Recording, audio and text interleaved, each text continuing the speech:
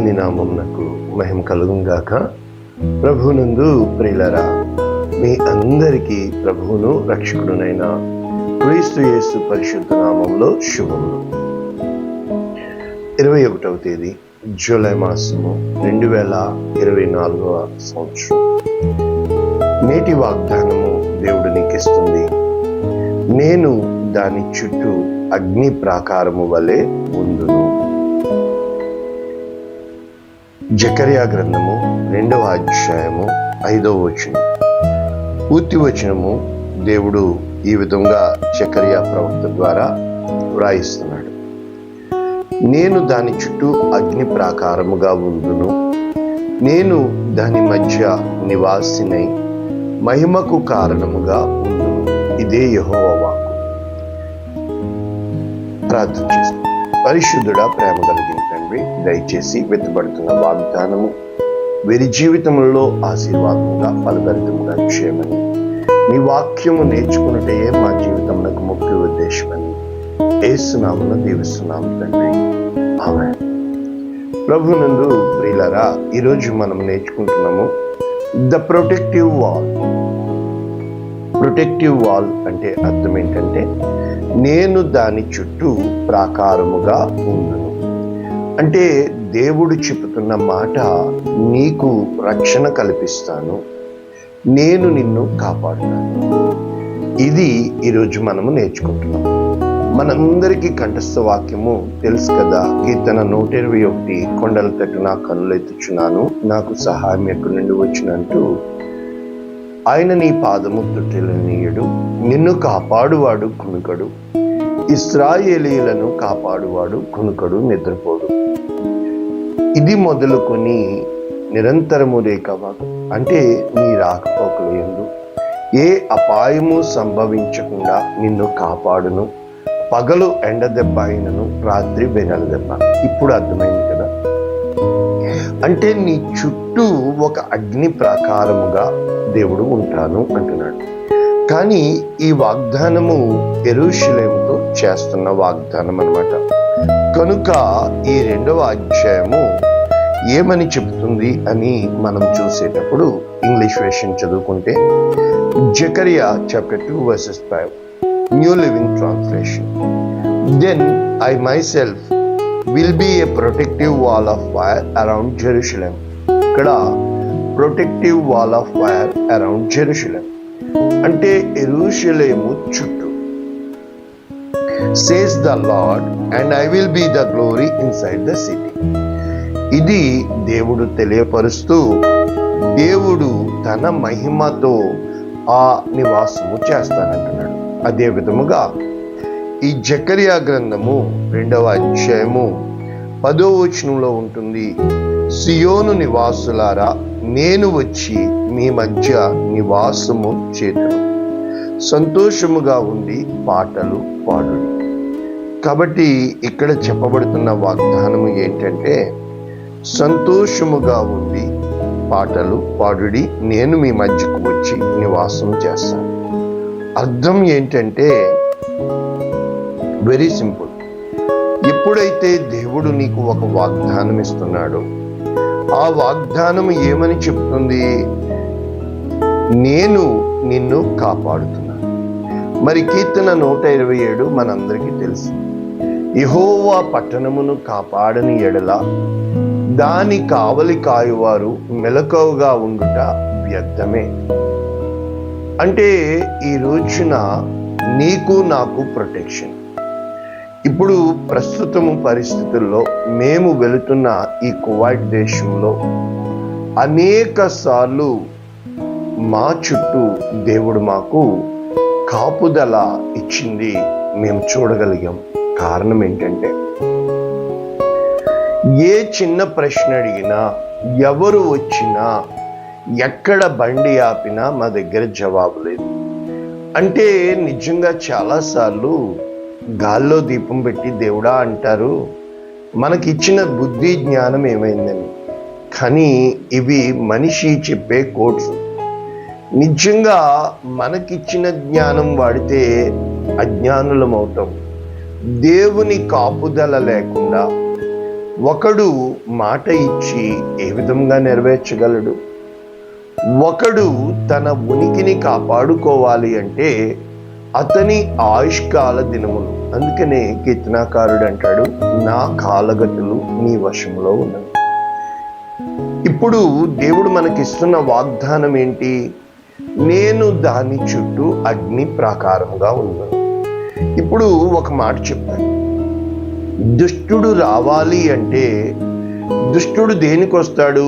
నాశనము చేయడానికి, దోచుకోవడానికి. కనుక దేవుడు ఏమంటున్నాడు? ఎప్పుడైతే దేవుని యొక్క ఆ యొక్క అగ్ని ప్రాకారము నీ చుట్టూ ఉందో దాన్ని దాటి రావాలి. ద ఫైర్ ఆఫ్ అంటే వాల్ ఆఫ్ ఫైర్ ఏ విధంగా ఉంటుంది అని ఒక మాటలో చెప్పాలంటే, ప్రాకారము అంటే తెలుసు కదా, గోడలు. ఉదాహరణకి ఈ ఎరికో పట్టణము గురించి మనకి పరిశుద్ధ గ్రంథంలో చూస్తే ఎరికో గోడలు ఎంత బలముగా వారు ఆ పట్టణాన్ని కాపాడేది ఆ గోడ. అదే విధముగా ఒక బుల్లెట్ ప్రూఫ్ అంటే ఏంటో మీకు అర్థమవుతుంది. అంటే ఆ వాహనంలో వెళ్తున్న వారు ఆ మెటల్ బాడీ సైతము, ఆ విండోస్ డోర్స్ సైతము బుల్లెట్ ప్రూఫ్. అంటే బుల్లెట్ ఎంత స్పీడ్గా వచ్చి ఆ గ్లాస్ని బ్రేక్ చేయకుండా ప్రొటెక్షన్ ఇవ్వగలగాలి అందులోపల ఉన్నవారిని. ఈ విధముగా మనము ముందు ప్రొటెక్షన్ అని నేర్చుకుంటున్నాం కదా. దీనికి దేవుని యొక్క వాక్యం ఏమని సెలవిస్తుంది? సామెతలు 18వ అధ్యాయము 10వ వచనం, యెహోవా నామము బలమైన దుర్గము, నీతిమంతుడు అందులోనికి పరిగెత్తి సురక్షితముగా ఉంది. అంటే ఆయన నీకు బలమైన పట్టణముగా, బలమైన ఆశ్రయముగా, నీ చుట్టూ తన బలముతో ఒక మహిమ మేఘము నిన్ను ఆవరిస్తుందంట. అంటే ఇంకా చెప్పాలి అని అంటే కీర్తనలు 18:1లో కీర్తనాకారుడు ఏమంటున్నాడు? యెహోవా నీవే నా బలము. అంటే ఒక వ్యక్తి తన బలము ఎవరుగా చెప్తున్నాడు? దేవుడు. ఎందుకని? నేను నిన్ను ప్రేమించున్నాను, నా శైలము, నా కోట, నన్ను రక్షించువాడు, నా కేడము, నా రక్షణ శృంగము, నా ఉన్నత దుర్గము, నా దేవుడు, నేను ఆశ్రయించి ఉన్న నా దుర్గము. అంటే ఈ ప్రాకారము ఎన్ని అట్రిబ్యూట్స్ అంటే లక్షణాలు, గుణగణాలు, మరి ఇటువంటి మంచి ఈ విధముగా ఉన్న దేవుని యొక్క దయ, కృప ఏమి చేస్తారంట? శత్రువుల చేతిలో నుండి నన్ను రక్షిస్తాడు. నెంబర్ 1 ప్రొటెక్షన్ అంటే సాల్వేషన్, రక్షిస్తాడు. నన్ను మరణపాశములు చుట్టుకొనగా భక్తిహీనులు వరద వలె నా మీద పడినను, పాతాళపు పాశములు నన్ను అరికట్టినను, మరణపు ఉరులు నన్ను ఆవరించినను, నా శ్రమలో అంటే దేవుడు ఈ అన్ని తెగుళ్ళ నుంచి, ఉదాహరణకి కరోనా వచ్చింది అంటే నీ ముందు ఆయన అగ్నిస్తంభముగా నిలబడుతూ ఉంటాడు. ముఖ్యంగా ఈ చీకటి శక్తుల కోసం మేము ప్రార్థన చేస్తున్నప్పుడు మేము ఏం చేయగలం చెప్పండి? మనిషితో కాదు కదా పోరాడుతుంది, ఆ వ్యక్తిలో ఉన్న దురాత్మతో. కనుక నీవు అలా కూల్గా నిలబడాలి. దురాత్మకి దైవాత్మకి తేడా చెప్తున్నానే 3 పాయింట్స్ చెప్తాను. దురాత్మ ఎప్పుడూ నిన్ను కోపంతో ఊపేస్తూ ఉంటుంది, కోపం. రెండవది, ఎప్పుడు నీలో పగ రేపుతూ రెచ్చగొడుతూ ఉంటుంది. నా దగ్గర ఉన్న వాళ్ళకి నేను చెప్పే పాయింట్ ఒకటే, నీవు దేవుని ఆత్మను పొందుకున్నావు, ఇది నీకు మంచిది కాదు కాబట్టి రెచ్చగొడుతూ ఉంటుంది. ఇక మూడవది, దేవుని ఆత్మకి నెమ్మది అంటే అది ఎంత కాలమైనా కూడా అది నెమ్మదిగా ఉంచదు. కలవరము, అనుమానము అంటే ఈ విధమైన గందరగోళంలో ఉంచేది దురాత్మ. మరి దైవాత్మ పొందినవాడు ప్రశాంతంగా, ఎదుట అంటే నా పక్కన 1000 మంది పడినను, నా కుడి పక్కన 10,000 మంది కూలినను అపాయమున. అంటే అంత స్థిరముగా దేవుణ్ణి నమ్మి స్థిరముగా ఉండగలడు. ఈ వాక్యాలు పెదవులతో చెప్పడం సులభం కదా. మేము అనుభవంతో వచ్చాం. మేము మా జీవిత యాత్రలో ప్రస్తుతము కువైట్లో వెళుతున్న పరిస్థితుల్లో కూడా నా దేవుడు నన్ను కాపాడాడు, నా చుట్టూ ఆయన అగ్ని ప్రాకారముగా ఉన్నాడు అని నేను యెహోవా ఉత్తముడని రుచి చూచి తెలుసుకుంటున్నా. అయితే మనుషులు మనమేమంటాం? మరి అలా అంటే ఈ నిందలు నా మీద పడుతున్నాయి, నా చుట్టూ ఉన్న వాళ్ళు నన్ను చాలా హేళన చేస్తున్నారు, నన్ను చేతకానివాడిగా. కమాన్ యార్, దేవుడు ఇవి పడవు అని చెప్పలా. ఇవి నీ హృదయము మీద పడి నీ హృదయములో దీన మనస్సు కలుగ చేయడానికి. కానీ మనము ఏమి చేసుకుంటాము మీకు అర్థమవుతుంది. అంటే దీన మనస్సు కలుగ చేసే ప్రయత్నము వేరే, నిన్ను కాపాడే ప్రయత్నము వేరే. దేవుని యొక్క వాక్యము మనము ఆలకిస్తే ఇప్పుడు మీకు అర్థమవుతుంది. మేము ఎన్నో చెప్పగలను ఈ విధముగా. చైనా వాళ్ళు ఆ రోజుల్లో చాలా బలమైన పెద్ద గోడలు, ఎరికో గోడల మీద రథాలు 2 వెళ్ళేవంట. అంతంత పెద్ద పెద్ద గోడలు ప్రకారములు కట్టారు. ఉదాహరణకి కీర్తనలు 46వ అధ్యాయము 5వ వచనంలో ఈ విధముగా ఉంది.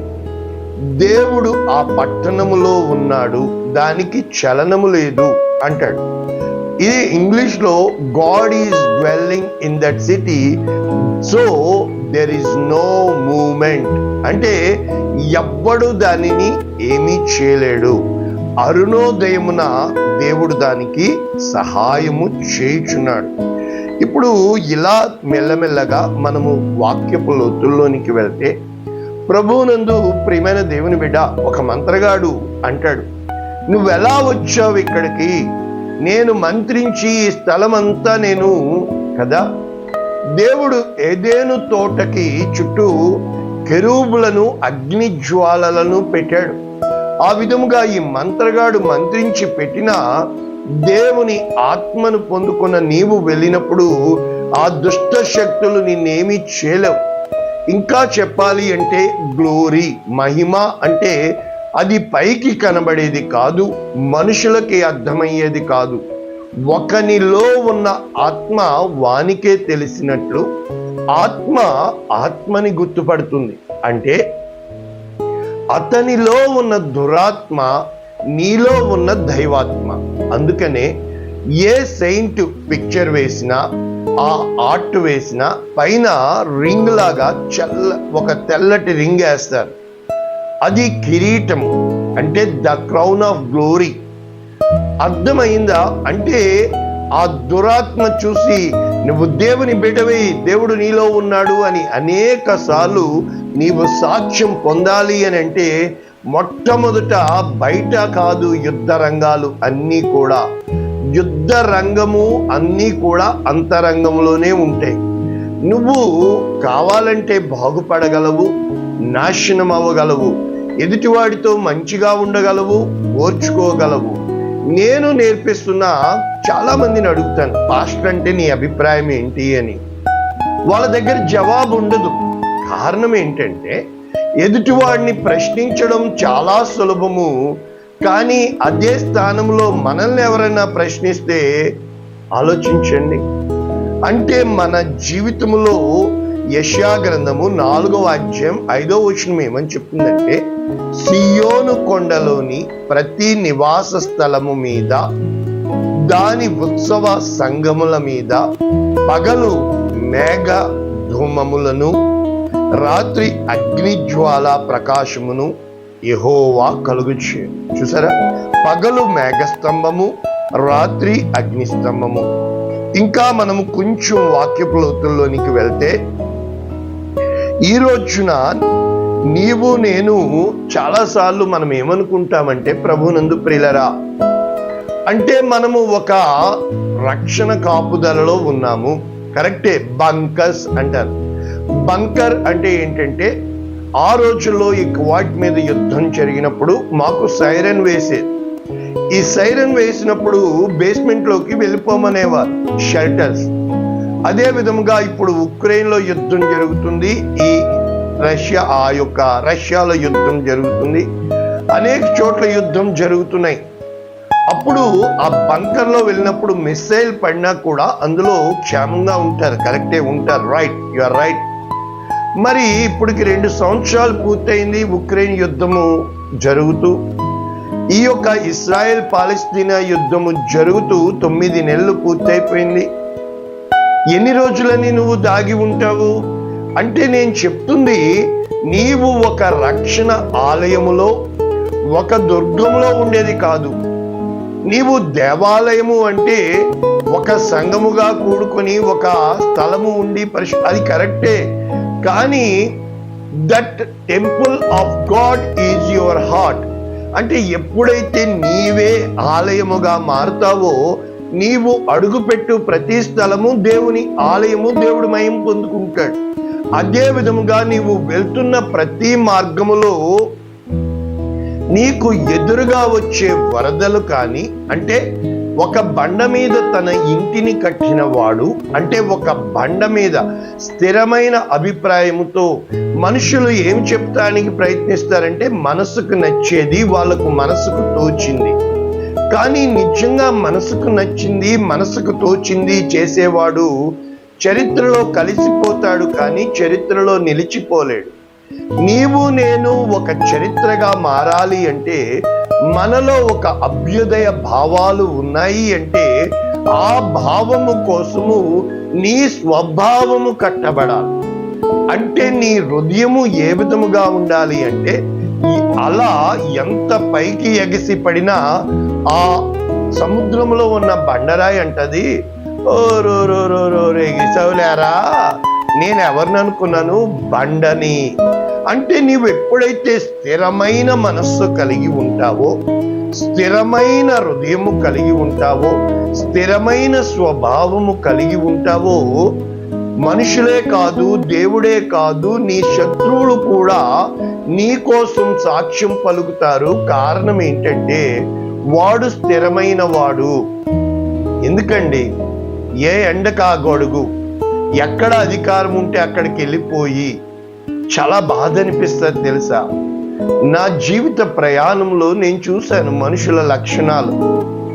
వదిలేశారా, అంతా అయిపోయిందా, వెళ్ళిపోయారా, వాళ్ళకు కావాల్సిందేమీ నీ దగ్గర లేదుగా. 4 రకాల మనుషులు ఉంటారు, గమనించండి. ఒకటి, వాళ్ళు అవసరం ఉన్నప్పుడు వచ్చి నిన్ను పైనుంచి చూస్తారు, పైనుంచే వెళ్ళిపోతారు. అందుకే 4 రకాల నేల కోసం చెప్తాడు, విత్తనములు చల్లిన స్థలము. రెండవ వారు కొంతకాలం వస్తారు, సీజన్.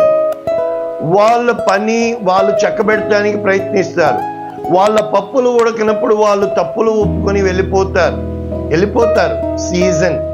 ఇప్పుడు డిసెంబర్ వచ్చిందనుకోండి, డిసెంబర్ పూలు, కనకంబరాలు, ముద్దబంతులు ఎలా వస్తాయో అలా వస్తూ ఉంటారు పండగలకి, ఫంక్షన్స్ కి. వాళ్ళు స్టేజ్ మీద కనబడడానికి ఇష్టపడుతూ ఉంటారు.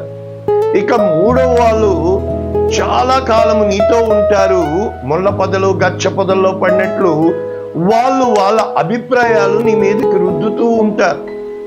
ఎంత మాత్రము నిన్నుగా నిలబెట్టనివ్వరు. ప్లీజ్ యార్, I have taken decision that I should go in this direction.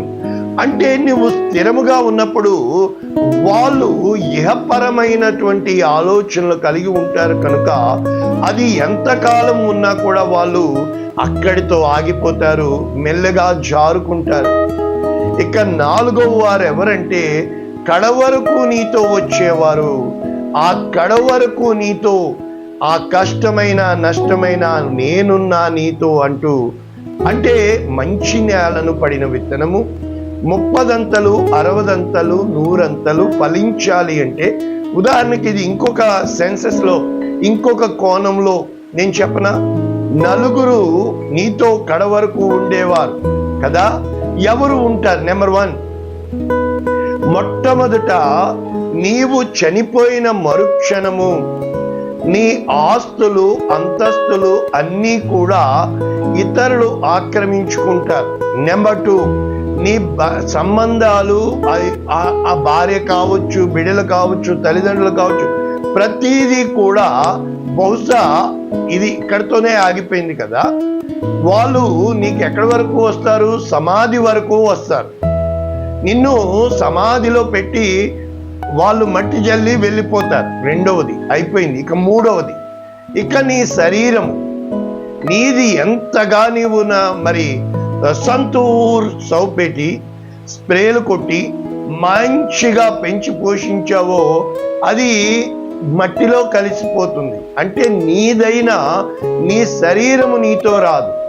ఇక చివరిగా నువ్వు నీ ఆత్మ దేవుని ముందు నిలబడాలి. అంటే ఎప్పుడైతే నీవు గుర్తెరుగుతావో నీవు ఒంటరివి అని, నీవు మాత్రమే అకౌంటబిలిటీ టు గాడ్ అని ఇప్పుడు మీకు అర్థమవుతుంది కదా. ఇప్పుడు నేను చదివే వాక్యం ఏంటో తెలుసా?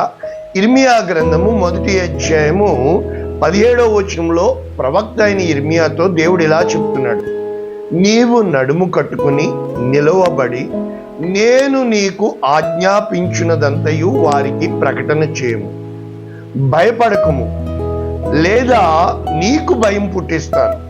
నీవు యోధారాజుల యొద్దకు, ప్రధానుల యొద్దకు, యాజకుల యొద్దకు, దేశ నివాసుల యొద్దకు, ఈ దేశమంతటిలో చూసా, వేరెవర్ యు గో, ఎక్కడికి పోయినా ప్రాకారము గల పట్టణముగా, ఇనుప స్తంభముగా, ఇత్తడి గోడలుగా నీవు ఉండునట్లు ఈ దినమున నిన్ను నియమించున్నాను. బండ కోసం చెప్తాడు. ఈ బండ ఎవని మీద పడునో వాడిని నలిచివేను, ఈ బండ మీద ఎవడు పడునో వాడు తునకలైపోవును. అంటే నువ్వు స్థిరమైన మోటివ్స్, అంటే మోటివేషన్ మెసేజ్లు చెప్పేవాళ్ళు కూడా ఉన్నారు, కరెక్టే, ఎంతవరకు? కొంతకాలమే. కానీ నేను చెప్పేది ఏంటంటే నీ ఇన్నర్ సెన్స్, నీ అంతరంగ పురుషుడు. ఇప్పుడు ఇంకొక వాక్యం, ఇర్మియా గ్రంథం 15వ అధ్యాయం 20వ వచనం ఏమంటున్నాడు? నిన్ను ఈ ప్రజలు పడగొట్టజాలని ఇత్తడి ప్రాకారముగా నేను నియమించెదను, నిన్ను రక్షించుటకు, నిన్ను విడిపించుటకు నేను నీకు తోడయ్యుందును, కనుక వారు నీ మీద యుద్ధము చేయుదురు. కానీ చూసా కండిషన్ ఏంటి? నీవు నా తట్టు తిరగాలి, నేను నిన్ను నా సన్నిధిలో పెడతాను. అయితే ఏవి నీచములో, మేజర్ మైనర్ అది కూడా ఉండదండి, చిన్న పెద్ద ఉండదండి. అరే ఇది మైనర్ యార్, లైట్ లేలో, ఎందుకు అర్థం కాదు? అన్ని విషయాల్లో కూడా మనమే నెగ్గాల? వద్దండి. కనుక నీవు నా నోటి వలె ఉందువు, వారు నీ తట్టుకు తిరగవలను. చాలా కష్టం కదా. ఇదన్నమాట అంతరంగ పురుషుల్లో బలమైన వాడు అంటే. ఇప్పుడు మనం ముగింపులోకి వస్తే, పౌలు జీవితంలో, నీ జీవితంలో ఎప్పుడైనా కష్టాలు ఉంటే, నిన్న కొన్ని బాధల్లో నేను ఈ యూట్యూబ్ అప్లోడ్ చేస్తూ చూసినప్పుడు ఒక జంట, ఇద్దరు వికలాంగులే. నిజంగా మీ జీవితం మీకు కష్టం అనిపిస్తుందా? ఈ ఇద్దరు వికలాంగుల జీవితం చూడండి అని చెప్పినప్పుడు వారు ఇద్దరు ఎంత అన్యోన్యంగా ఉంటున్నారంటే బీబీసీలో వేశాడు. కొన్ని నేను చూపిస్తూ ఉంటాను. ఒక మాట చెప్పనా, 30 మిలియన్ల మంది పైన చనిపోయారంట ఎయిడ్స్తో. ఈ రోజున మెడిసిన్ వచ్చేసింది ఎయిడ్స్ కోసం, ఇంకా చనిపోవాల్సిన పని లేదు. అంటే ఒక సైంటిస్టు సమస్యకి, ఒక రోగానికి పరిష్కారము ఎలా చూస్తారు అంటే, వాళ్ళు ఆ పేషెంటు, ఆ రోగగ్రస్తుడిని, వాడి లక్షణాలని, the symptoms and the reactions, వాడిలో ఏమేమి మార్పులు కలుగుతున్నాయి అన్నది గమనిస్తాడు. మరి నీ ఆత్మీయ జీవితం ఏ రోజైనా గమనించావా? నీవు కడుపు ఉబ్బుగా ఉంది, వెంటనే అడిగేది ఏం తిన్నావురా, ఏం తాగావురా అని. అంటే అది నీకు పడలేదు. మరి నువ్వు ఒక్కసారి నీ ఆత్మీయ స్థితిని గమనిస్తే, అపోస్తల కార్యములు 18వ అధ్యాయం 9వ వచనంలో రాత్రి వేళ దర్శనమందు ప్రభువు, నీవు భయపడక మాటలాడుము, మౌనముగా ఉండకుము, నేను నీకు తోడై ఉన్నాను, నీకు హాని చేయటకు నీ మీదకి ఎవ్వడూ రాడు, ఈ పట్టణములో నాకు బహు జనమున్నదని పౌలుతో చెప్పాడు. ఈ కొరింథీ సంఘం కోసం రాస్తాడు. ఆ కొరింథు పట్టణంలో గొప్ప అల్లరి రేగి పౌలుని ఎన్నిసార్లు చంపేయడానికి 1 తక్కువ 40 దెబ్బలు ముమ్మారు అంటాడు పౌలు. ప్రభువునందు ప్రియులారా, ఇక ఇలాంటి వాక్యాలు ఎన్నోసార్లు మాకు దేవుడు వాగ్దానం చేశాడు. ఆ విధముగా నన్ను కాపాడాడు, నేనున్నాను. అపోస్తలుల కార్యములు 27వ అధ్యాయం చదివితే, 28వ అధ్యాయం చదివితే దేవుడు చెప్తాడు, నీవు కైసరు ముందు నిలబడవలసి ఉన్నది కనుక వెళ్ళే మార్గం అంతా ఏ విధముగా మార్కు సువార్త 4వ అధ్యాయంలో ఆయన ఉన్న ఆ దోణి మీద తుఫాను కొడుతూ ఉంటుంది. ఎందుకు? 5వ అధ్యాయంలో ఆయన వెళుతుంది సేన అనే ఆ యొక్క గెరాసేనుల దేశంకి వెళ్తాడు. అందుకని నీ ప్రయాణములో ఈ తుఫానులు వస్తాయి. నీవు ఎంచుకున్న విశ్వాసములో నీ వాళ్ళు అనుకున్న వాళ్ళే కొట్టుకుంటారు, నీవు నాతో ఉంటారనుకున్న వాళ్ళే నిన్ను వదిలేస్తూ ఉంటారు. గమనించు బిడ్డ, ఈ లోకము దేవునిది. అయితే ఈ లోకములో అధికారిగా సాతాను ఉన్నాడు. నిన్ను బట్టి నన్ను బట్టి కాదు, ఆదామును బట్టి. కనుక కడవరి ఆదాము ప్రాణం పెట్టాడు. అంటే నీవు నేను దేవునిలో బలముగా ఉన్నామని ఇక్కడ 27వ అధ్యాయం 28వ అధ్యాయం చదివితే ఎన్ని బాధల గుండా దేవుడు పౌలుని నడిపిస్తాడంటే, ఆ ప్రయాణం ప్రారంభించాక ఎన్నో అవస్థలు పడతారు. అయితే అపోస్తలుల కార్యములు 27:10 పౌలు, అయ్యలారా, ఈ ప్రయాణము వలన సరుకులకు ఓడకు మాత్రమే కాక మన ప్రాణములకు బహు హాని నష్టము కలుగునట్లు నాకు తోచుచున్నది అని చెప్పిన శతాధిపతి పౌలు చెప్పినది నమ్మక నావికుడు ఓడ యజమానుడు చెప్పినదే నమ్మని. ఇది గుర్తుపెట్టుకోండి. నా దగ్గరికి వస్తారు, నేను చెప్తాను, వాళ్ళు నన్ను నమ్మరు. పక్కోడు చెప్పింది నచ్చింది చేస్తారు, చేతులు బాగా కాలుతాయి. ఆ తర్వాత వాళ్ళు తమ ఆలోచన సాగినట్లు చూస్తారు. కొంతకాలమే, గుర్తుపెట్టుకోండి. దక్షిణపు గాలి మెల్లగా విసురుచుండగా కొంచెము సేపు అయిన తర్వాత ఊరకలోను అను తుఫాను. చూసారా, ఆ రోజుల్లోనే పేరు పెట్టారు. ఇప్పుడు కొత్తగా తుఫాన్లకి పేర్లు పెడుతున్నారు మన వాళ్ళు.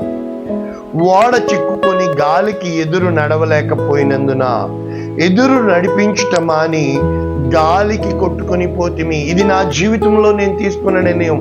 ప్రభువా, నేను ఇంకెదురాడలేను, కొట్టుకుని పోతా. ఇదిగో 27:15 ఎప్పుడైతే నిన్ను కాపాడువాడు దేవుడని 3 పాయింట్లు గమనించండి. నీవు ఎవరు? 2, నీ దగ్గర ఉన్నది ఏంటి? 3, నువ్వు చేయగలిగింది ఏంటి? ఇది నీవు. అయితే నేను చెప్పనా, నా దేవుడు ఎవరు, నాకేమై ఉన్నాడు, నా దేవుని దగ్గర ఏముంది, ఆయన ఏమి చేయగలడు? ఇప్పుడు నీ మీద ఆధారపడతావా, దేవుని మీద ఆధారపడతావా? That is the change. The change is not outside but inside. కనుక బహు కష్టముతో పడవని నడిపిన వాళ్ళు ఏం చేశారు? సామాన్లన్నీ పాడేశారండి. మొత్తం సామాగ్రి అన్నీ నా జీవితంలో జరిగిందండి. అప్పుడు తర్వాత బొత్తిగా సూర్యుడైనా నక్షత్రములైనా కనబడక కొన్ని దినములు ఇక ప్రాణములు పోయిని అనుకున్నారు. వారు బహుకాలము భోజనము లేక పౌలు వారి మధ్య నిలిచి, అయ్యలారా, మీరు నా మాట విని ఉంటే ఏ హాని నష్టము కలగకపోను. ఇప్పుడైనను ధైర్యము తెచ్చుకొనుడి, మిమ్మును వేడుకొనుచున్నాను. ఓడకే గాని మీలో ఎవని ప్రాణమునకు హాని కలుగదు. నేను ఎవని వాడనో ఇలాగను చెప్పాలి. ప్రభునందు ప్రియమైన దేవుని బిడ్డ, ఎవనిని సేవించుచున్నానో ఆ దేవుని దూత గడిచిన రాత్రి నా యొద్ద నిలిచి, పౌలా, భయపడకుము, నీవు కైసరు ఎదుట నిలవవలసి ఉన్నది. ఇదిగో, నీతో కూడా ఓడలో ప్రయాణమైపోవచ్చున్న వారందరినీ దేవుడు నీకు అనుగ్రహించున్నాడని నాతో చెప్పాను. తర్వాత చాలా జరుగుతాయి. ఒక సర్పము వచ్చి సైతం అతన్ని పట్టుకుంటుంది. ఇతను పాపాత్ముడు అంటారు, వెంటనే మారుతారు. ఉపవాసంతో నువ్వు దేవుడు నీకు దర్శనమిచ్చినప్పుడు, కన్నీటితో నువ్వు కట్టినప్పుడు, ప్రార్థనల మీద నువ్వు కట్టినప్పుడు, ప్రేమను పంచినప్పుడు ఎందుకు భయపడతావు? దేన్ని చూసి భయపడతావు? ఈ రోజున నేనున్నాను, నా సాక్ష్యం ఉంది. దేవుడు ఇలాగ చెప్తాడు, బయట పూర్తిగా వ్యతిరేకంగా జరుగుతుంది. ఇంకా నీ పని అయిపోయింది అనుకుంటారు, అప్పుడు నేను గంతులేస్తూ ఉంటాను. సామానంతా విసిరేస్తున్నాడు, వీడు ఇంక అయిపోయాడు అనుకుంటారు, నేను గంతులేస్తూ ఉంటాను. కారణం ఏంటంటే దేవుడు చెప్తాడు, ఇదిగో నేను నీకు కొత్తది ఇస్తున్నాను, జాగ్రత్త, దేనిని ఆశపడకు. ఇది ఆయన ముందే చెప్తాడు, కానీ నీ బయట ఇలా జరుగుతుంది. ఇదండి జరిగింది. అంటే దేవుడు నీ చుట్టూ కాపుదల ఉన్నప్పుడు, నెంబర్ 1 నువ్వు వస్తువుల కోసం కానీ, నెంబర్ 2 ప్రాణము కోసం కానీ, నెంబర్ 3 అంటే ఏమి తిందుమా, ఏమి తాగుదుమా, ఏమి no, my God is the God of అమ్మయ్య. అప్పుడు దేవుడు, ఏ దేవుడు ఎర్ర సముద్రమును 2 పాయలు చేశాడో, ఏ దేవుడు ఎరుకో గోడలు కూర్చాడో, ఈ రోజున నీ దేవుడుగా ఆయన మహిమ పొందాలని ఆశపడుతున్నాడు. ఇటువంటి వాక్యము నీ చుట్టూ ఆయన ఉన్నాడు. ఎందుకు భయపడుతున్నావు? ఆయన నీ మీద నిందలు పట్టంలా ఆయన మీద పడుతున్నాయి. ఆయన నీ మీద కొట్టడానికి తీసుకురావట్లా, నిన్ను కాపాడడానికి ఆయన సిద్ధంగా ఉన్నాడు. నేనున్నాను. ఎన్ని విధములుగా దేవుడు నన్ను రక్షించాడో నేను చెప్పలేను. అది నా అంతరంగమునకు తెలుసు. ప్రజలు చూచేది పై వాటిని, లోపల చూచేది నీ దేవుడు. నాలో ఉన్నవాడు లోకంలో ఉన్నవాని కంటే గొప్పవాడు. ఇలా నువ్వు చెప్పాలి. పరిశుద్ధుడా, ప్రేమ కలిగించండి. వెత్తబడిన వాక్యమును దీవిస్తూ వీరి హృదయాల్లో స్థిరమైన విశ్వాసముతో పుట్టించమని, నీవే కదా మాకు కుటుంబాలు ఇచ్చావు, నీవే కదా మాకు బాధ్యతలు ఇచ్చావు. అయ్యా, మేము కట్టుతుంది నీ సంఘమైనప్పుడు నేనెందుకు బాధపడాలి? నన్ను పోషించువాడవు నువ్వైనప్పుడు నేనెందుకు బాధపడాలి? ఇటువంటి ఒక్క ఆలోచన నీ వైపు వీరిని తిప్పమని, నా ప్రార్థన ఆలకించమని, నా ఈ చిన్ని ప్రయత్నాన్ని నీవు ఫలభరితము చేయమని వీరందరినీ మీ చేతులకు ఇస్తూ యేసు నామమున దీవిస్తున్నాము తండ్రి. ఆమేన్. God bless you all. ప్రభు మిమ్మల్ని దీవించును గాక. ఆమేన్.